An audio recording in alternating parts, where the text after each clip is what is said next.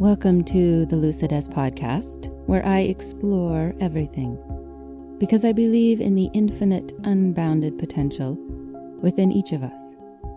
This is Shelly, a fellow seeker and a lover of life's mysteries. I invite you to join me and explore your uncharted depths.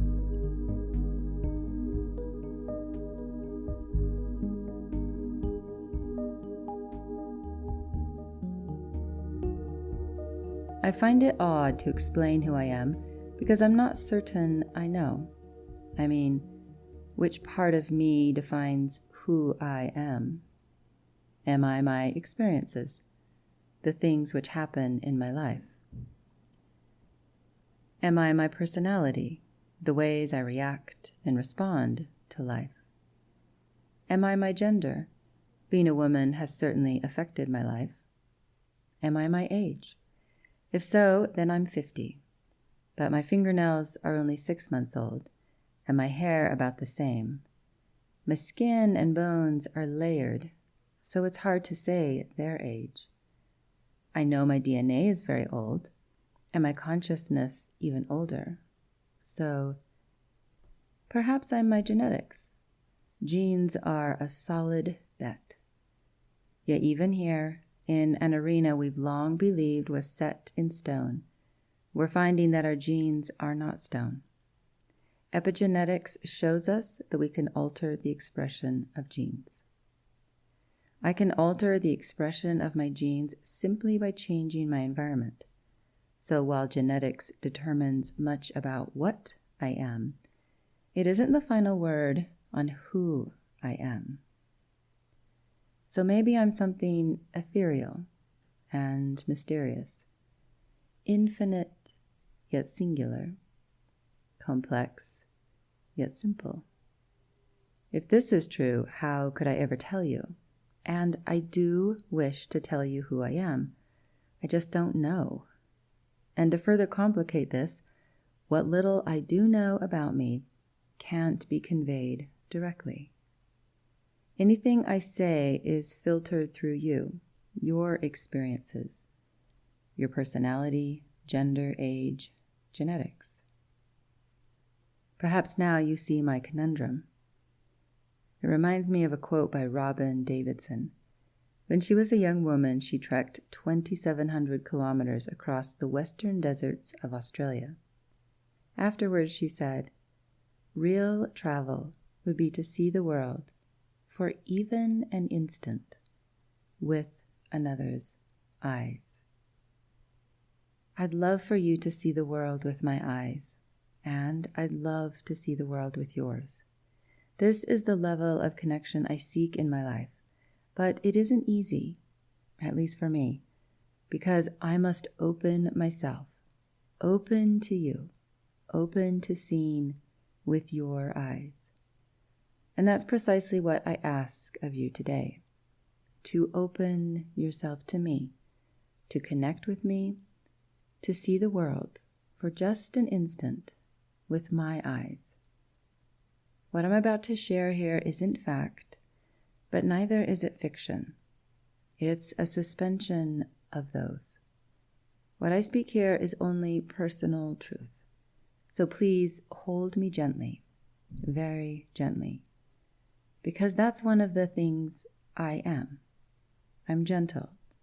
I'm tender. I'm sensitive. I'm warm clay on the potter's wheel. I'm cattail fluff on the cool autumn breeze. I hold myself gently, and I hold others gently, which doesn't make me weak. My capacity for perseverance is outstanding. I am steadfast when the path is dark, and fiercely determined when healing is at hand. I carry dreams in my heart for years, and I stay when the going gets worse than tough. I stand amidst storms until the eye fades away, and my daughter tells me she knows no one with more courage. I'm intense and focused, acutely cognitive and deeply emotional. My son tells me I've balanced these two traits, my sharp mind and soft heart. I'm malleable. I'm responsive to the slightest impulse. The color of my eyes changes as my mood changes. I know this because people tell me. I can't actually look into my own eyes. So in an odd way, you determine what I know about me. People tell me I'm wicked strong and very helpless. They say I know a lot and that I'm clueless. I'm not sure which of these is who I am, but one thing I do know is that whoever I am right now won't last long, because the thing I'm best at is transformation. I'm constantly transforming, and I've always been this way. It took decades for me to realize that other people aren't like this, and to understand some people are frightened of me, frightened of change, growth, evolution. And some people are drawn to me. They seek change, which leads me to where we started. How do I tell you who I am when I'm always changing, when I've never looked into my own eyes? I suppose if you really want to know who I am, you'll need to stand in a field of sunflowers. For as long as I can remember, this is how it feels to be me, a field of sunflowers. That field, those flowers, they explain me better than any words I might speak. So if you're ever able to stand in such a field, listen. Maybe you'll hear me whisper. I love the bright warmth of yellow. I love to trace the sun across the sky. I love to share my radiance with the world. I love to stand as an individual, yet thrive collectively. And when the soil beneath my roots is dry, I love to dig deep and find the strength to bloom. A field of sunflowers, that's me, at my best anyway, at my core. But I've got a good deal of other stuff between me and my core. So sometimes I'm nothing like a sunflower. Sometimes I'm a Shelly. In old Gaelic language, Shelly means a ledge meadow overlooking the sea. A ledge meadow overlooking the sea. I often feel like that, like a solitary soul overlooking an eternal sea. Shelly. My parents had different reasons for my name. My mother told me she chose my name during the 1972 Olympics, the same month I was born. This is when Ken Shelly skated with Jojo Starbuck in the Olympic pairs final. I was named after Ken Shelly, a man of physical prowess. My father told me he chose my name while reading poems by Percy Shelley, his favorite poet from the 1800s, a man of intellectual prowess. These two men, these two Shelleys, are my namesakes. A man of physical prowess, a man of intellectual prowess. And with that naming, I began my life. I was born in the middle of the Pacific Ocean on an island called Oahu. I swam the salty sea before I could walk and immersed myself in the tropical paradise. This lasted until grade school when my family moved to a tiny farming town in Utah, a town called Wanship. The town is named after a tall man, a Ute who spoke Shoshone and helped the settlers survive. Chief Wanship was his name, and the town is his namesake. I spent my formative years in Wanship, and I believe it defined much of who I am today. I milked goats morning and night, and I mean every morning and every night. Rain, shine, exhaustive heat, howling blizzards. I milked the goats. I also clucked after the chickens, marveled at how fat pigs get, and how noisy my brother's peacock was. I rode my horse into the sagebrush hills and drank water from streams without care. I fell in love with our one rogue cow named Casper. Casper was the sweetest animal, simple, uncomplicated, steady. To this day, 4 decades later, Casper's image is still emblazoned upon my mind, but the image isn't an easy one to view. It's the image of my father ending Casper's life, so my family could eat him. Before I tell you more of Casper, I wonder how you're feeling. How does the notion of killing and eating a friendly cow named Casper feel in your body? Do you feel this as an act of violence? Do you feel this as the cycle of life? Which of these perspectives is true or truer? I don't have an answer for you, but what I can say is that I remember this moment perfectly because I froze when it happened. This is my natural response to situations I do not understand. And on that day, I froze. Time stopped. I stood still, and I watched. Casper's death struck me deeply, but not in the way you may assume. Let me explain. When I speak about the death of a simple, steady cow named Casper, I'm not reacting to one animal. I saw many animals give their lives for food. What I'm speaking about is the realization that I witnessed tiny deaths every day. Imagine me, a malleable, tender little girl whose eyes change color with her emotions, being born into a home where violence was ever present, and tiny deaths a daily occurrence. As I stood frozen before Casper's death, I realized the tiny deaths I experienced every day living in a home of violence. And I had no way to flee them, and not enough fight to win, and no way to integrate these million tiny deaths. Violence, that's a very big word. What do I mean by this word? My definition of violence spans everything.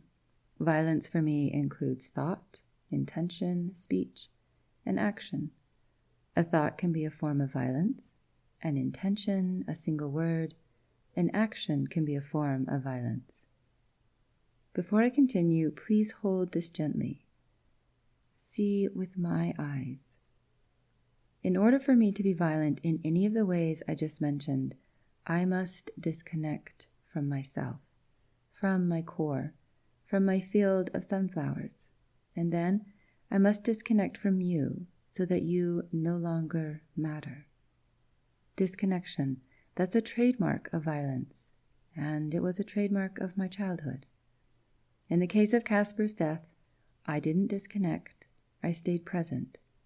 I froze, I stood, I watched Casper die, and I saw all the ways my heart was stilled, every day, by the two people I loved most, my parents. Their violence wasn't illegal, but it was deadly.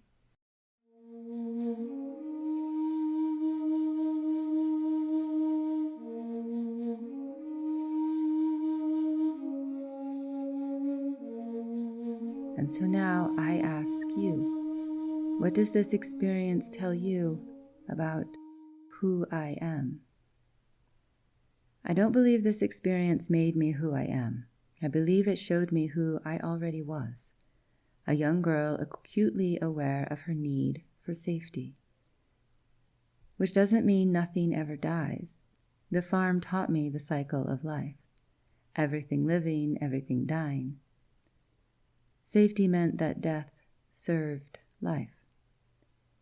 I didn't have those words at the time, but something within me understood this ageless concept. I knew Casper's death was feeding life, while all my tiny deaths were not. I don't mean for this to sound like parent bashing. It isn't. I know my parents love me. They were simply ill-equipped, just as their parents were, just as I have been. Lord knows I've made my share of mistakes in parenting. I'm fortunate to have children with excellent communication skills so that we can work through any trials and tribulations I created for them as their mother. A mother who fell far short of her male namesakes. I often wondered why my parents named me after two men and why they spelled my name wrong. If you know the two men I speak of, you know their names are spelled differently than mine.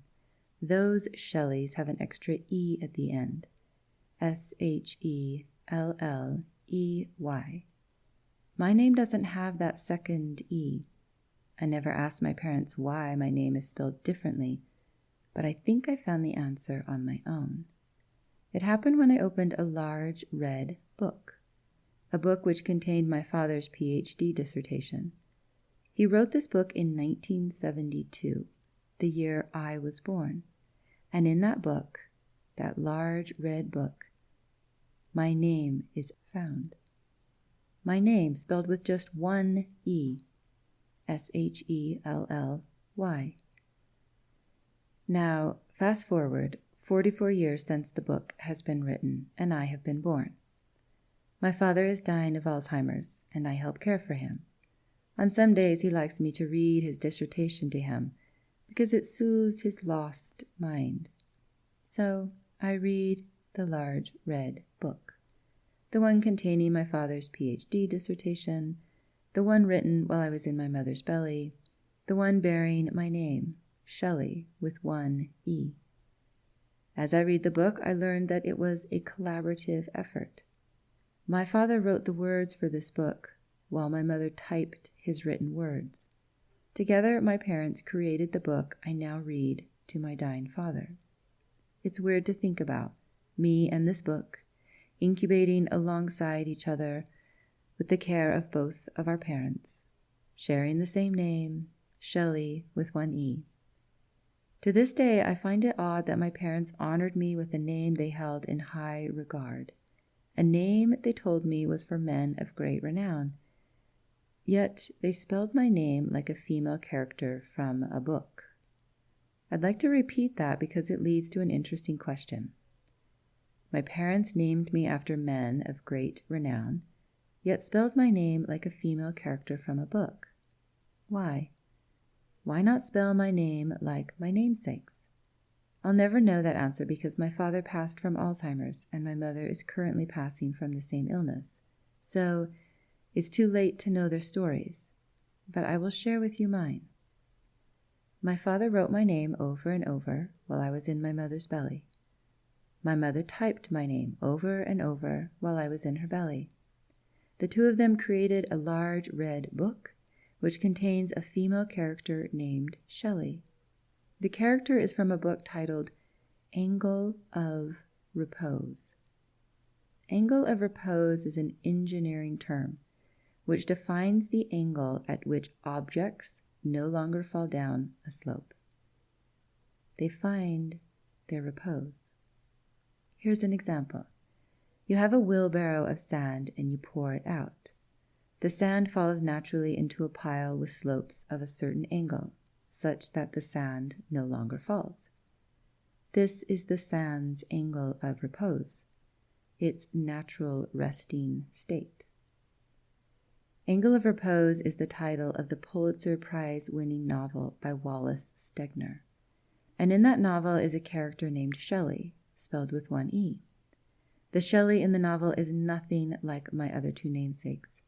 Instead, she is like me, or she is like I was when I first read the novel.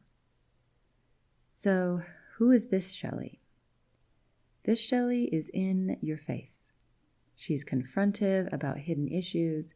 She's easily manipulated by others, especially in romance, and she's incredibly confused by life. This description is me from many years ago when I first read the novel. So although my parents never mentioned this Shelly, I feel like she's also my namesake because in an ironic twist, this Shelly changed me. When I read The Angle of Repose, I saw myself as I never had. I saw things in me I hadn't been able to see, or maybe I hadn't been wanting to see. Either way, there I was, Shelly, described in black letters upon a white page. Once I saw myself clearly, I identified my problems and began to transform. But I honestly don't know if I could have done this without discovering the name Shelly in my father's dissertation, and then reading the novel Angle of Repose. So whether my parents thought of this female Shelly as my namesake, I do, because she changed my life for the better. There's one other interesting thing about the large red book, my father's dissertation. It's the title, The Middle Ground, a study of Wallace Stegner's use of history in fiction. The Middle Ground. Sounds lovely, doesn't it? I've been searching for the middle ground my entire life. Me, malleable, changeable, responsive to every impulse, scientific and spiritual, emotional and rational, logical and mystical, fierce and kind. I am extremes. After 50 years of practicing life, I continue to play with the art of living my middle ground. Which brings me back to Wanship, the tiny town I grew up in, because in a bizarre way, Wanship had a middle ground. My formative years in Wanship held immense blessings. I grew up wild and free. Yes, I was often shoeless, frequently foodless, and without parental guidance, but I was free. The farmlands and mountains became my new ocean. What I lacked in food, clothing, and care, I made up for with endless miles of railroad tracks. I spent hours cartwheeling and dancing on them. I found pennies beside the old road and placed them on the track. I stood just one stride away as the engines thundered by. My long hair would whoosh as the freight cars flew, and I smiled at the flashes of light against my closed eyes.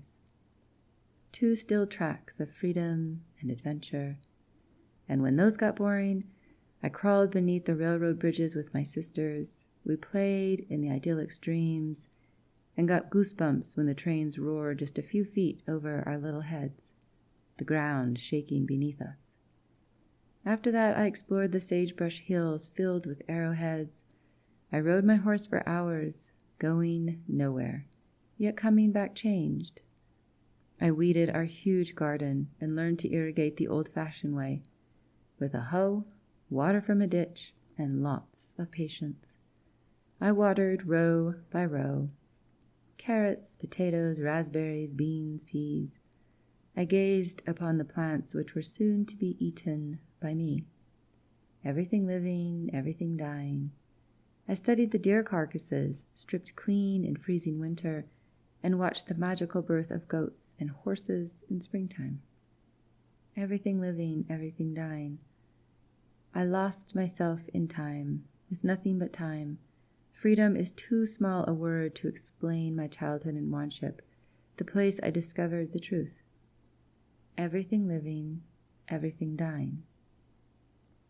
I wouldn't say my childhood was special, it was just life, and since I knew nothing different, I didn't understand that I lacked the tools to integrate what had happened to me.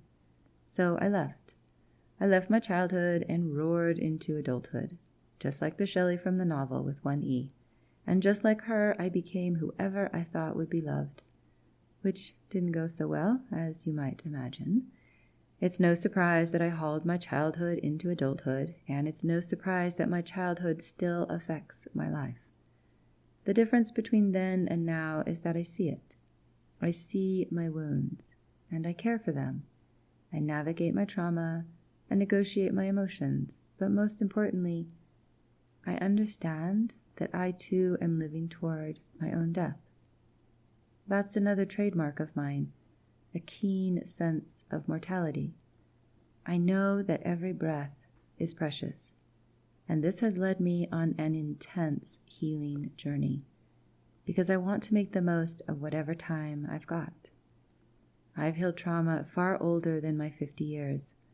I've healed trauma which has plagued my lineage for generations.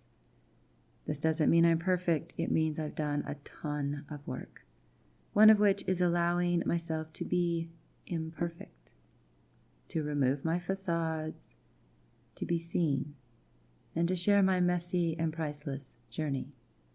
My journey as Shelly, the ledge meadow overlooking the sea. Shelly with 2 E's, Shelly with 1 E, a field of sunflowers. All of these are me, and so much more. I'm a badass who's walked through hell more times than I've got fingers, and I'm an angel who's arrived in heaven more times than I've got heartbeats. I've lived 50 years and finally found my angle of repose.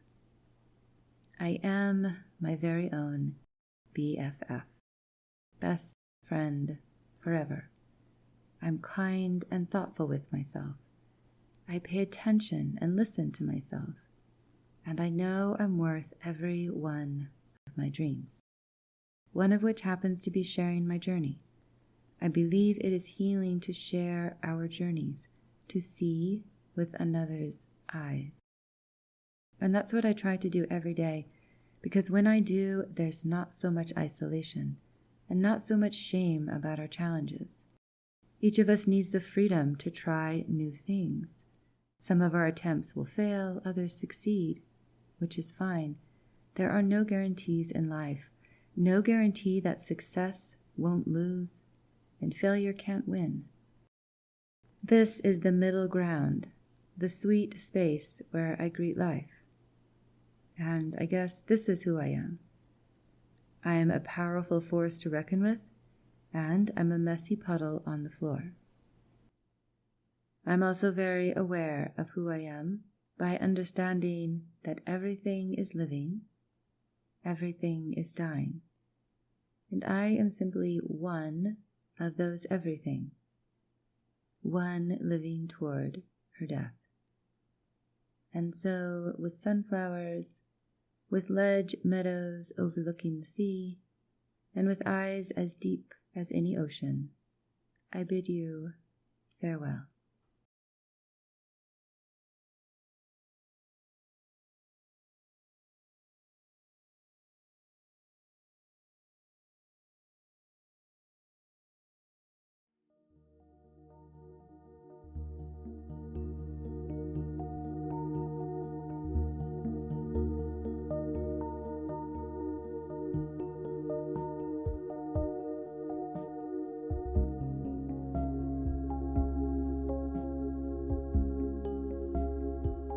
Thank you for exploring with me on the Lucidess podcast.